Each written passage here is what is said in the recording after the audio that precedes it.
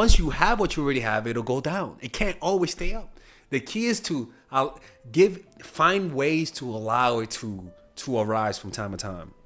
Dopamine, known as the reward hormone, reinforces the positive emotions associated with the reunion or restoration, further strengthening our bond. The combination of relief and the release of these neurochemicals deepens our appreciation and love for what we have regained. It reminds us of the fragility and impermanence of life, prompting us to cherish and value the people and things that bring us joy and fulfillment. And people might say that's manipulation. No, that's reality.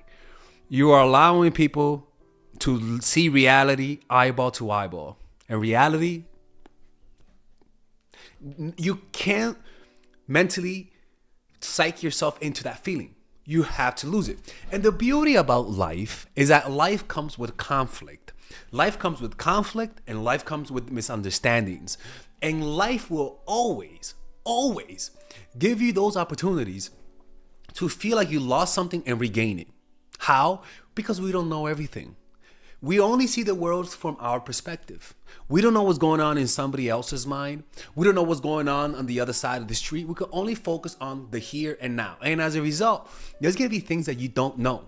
And how you handle uncertainty, a lot of times is an indication of how much anxiety you're going to feel. And most people do not handle uncertainty pretty well. Most people panic at the sight of uncertainty, just like a child panicking at the sight of a dark room with a devil inside. We also react to that the same way. So whenever you're in a relationship with someone, you're always going to have moments of insecurity.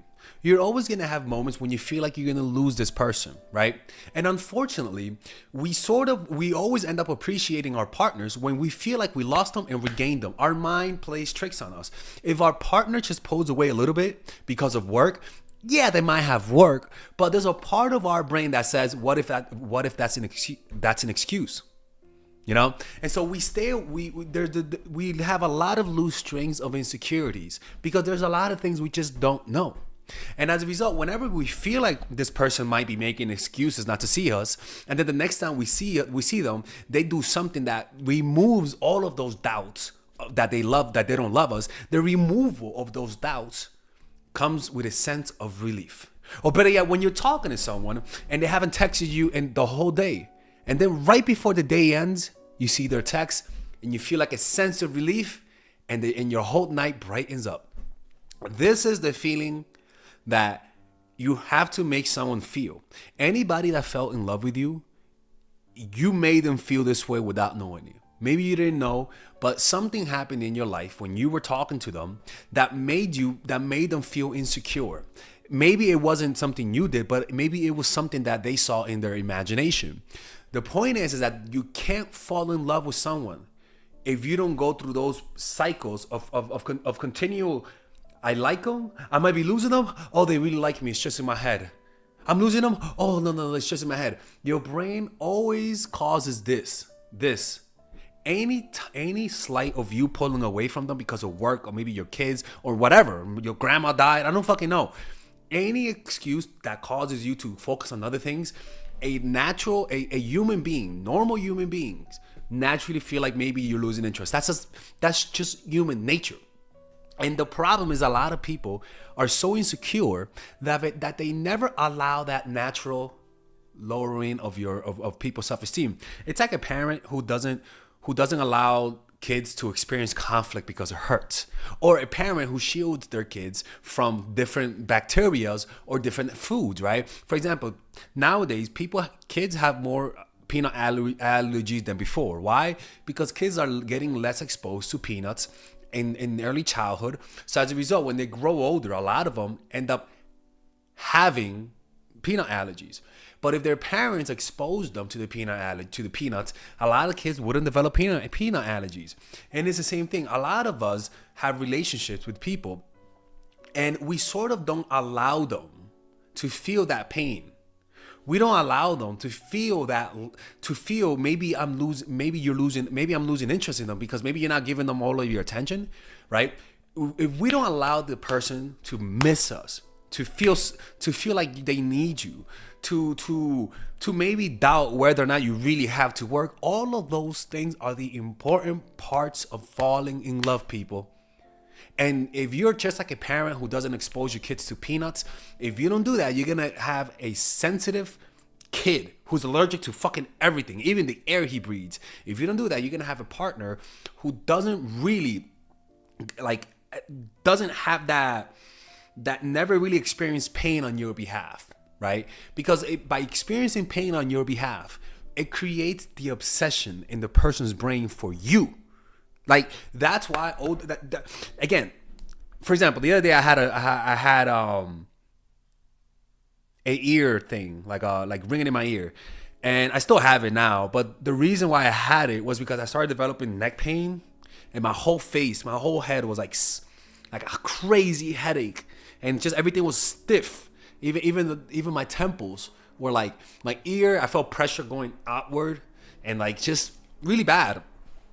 And I thought it was gonna be permanent. Well, the point is that it wasn't permanent. Well, I hope it's not permanent. The doctor told me that it's somatic tendinitis. I don't know, but the point is that they told me that if I take like muscle relaxers to remove the hypertension or the tension headache, it'll go away on its own, because it happened alongside with the tension headaches. Anyways, when she told me that, people, before that I was so sad.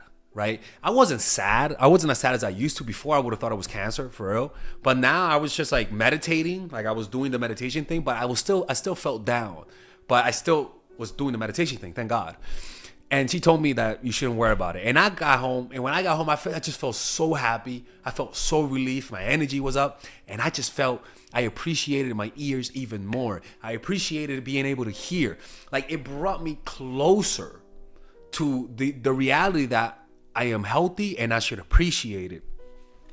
And life always gives you health scares. Unfortunately, people insulate their partners from those types of relationship scares. They avoid conflict. They avoid arguing. And studies show that couples that argue and have conflict are couples that are healthier. Why? Because the couples that don't argue, it's not that they don't argue and they're devoid of aggression. Every human has aggression. Every relationship argues. It just means that they're suppressing, and it's gonna come out when it explodes. People are usually honest when they're angry, right? You have those types of relationships that the only time they say what they really feel is when they're angry, and when they say that, it comes off as too sharp, too strong, and too personal, and it ends up hurting the relationship. When if you would have just talked when you guys weren't angry, the relationship would have lasted, because you would have created the type of environment that allows conflict, right? So that's why you have to learn to confront your partners. You have to learn conflict resolution. It's important, and that's why I have my course, Nice Guy and Nice Girl. It's a course for people who want to learn how to be more confrontational in a healthy way, how to develop your assertiveness. So if you're a man, that will make you more assertive and more, and it'll come across as more masculine. All right, if you guys enjoy these videos about stoicism, dating, relationships, self-help, moving up in life, I would recommend you guys check out some of my courses that I have for sale. These courses are courses for men and women. For example, Nice Girl, Nice Guy is a course about how to become more assertive. Natural Chemistry is a course for women that I have on how to develop strong relationships. Dark Game is a controversial course that I have for guys on how to attract women in their life and keep it. It's not as dark as it seems, but we do talk about some dark psychology in here. Psychological Game of Attraction is a course that we made for women who are single. And as you see, we have a course about how to develop charisma, emotional mastery, which is a course about how to develop a meditation practice and how to improve your emotional life, to become more resilient, to not let rejection hit you so hard, to be able to bounce back from failure. I have a course called Nice Guy, which is a course for guys who are single and guys who want to be able to develop more assertiveness training, right? Most of these courses come at $99. And there you can also purchase the bundle where you guys can purchase all of the courses in one go at a discounted rate, right? We have a bundle for women and a bundle for men. So click in the description down below to check them out. You can browse around and see the courses that you like. And if you don't like them, you guys can ask for a 30-day money-back guarantee, and I'll give you guys the money back, okay? And in fact, we actually have a new one for women right now we're developing. It's called The Feminine Woman. So if you're a woman watching, this course is specifically to help women become more feminine, to embrace their feminine while embracing their masculine energy. And I'm actually going to make a course for that, like that for men, which is called a masculine man, which is a course on how to develop masculinity and develop masculine energy to attract women in your life, to attract business success in your life, to be able to be better socializing, to read people better. It's truly an all-around course. So if you guys want to check out those courses, click on the description down below where it says purchase the courses, and I'll see you guys inside. Bye-bye.